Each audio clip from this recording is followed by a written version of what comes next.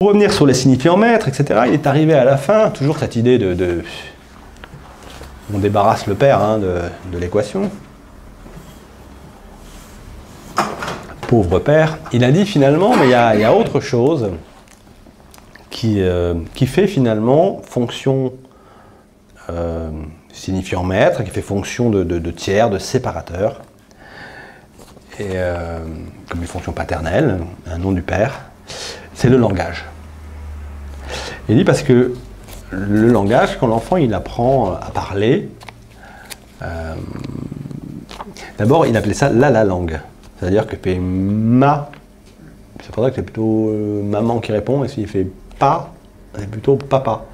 Bon, c'est quand même, ça a l'air de rien, mais c'est quand même énorme le langage. Quand tout d'un coup on s'aperçoit qu'on peut nommer les choses, on rentre dans un autre monde, puisque on va tout recouvrir de langage. Moi, dans cette pièce, il n'y a pas quelque chose que je ne sais pas nommer. Tout est recouvert de langage. Je vois les choses, c'est une lampe, c'est le public, je peux le nommer en gros, une caméra, un tapis, rien ne m'échappe. Je recouvre tout ça.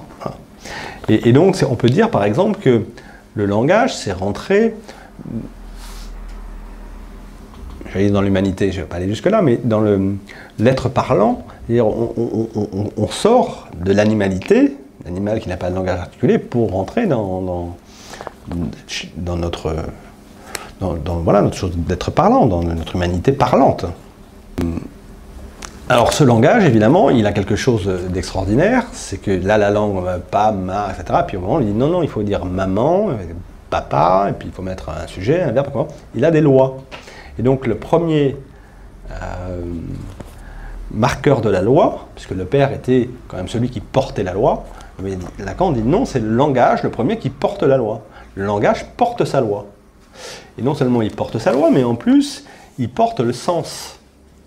Donc en plus, il donne du sens aux choses.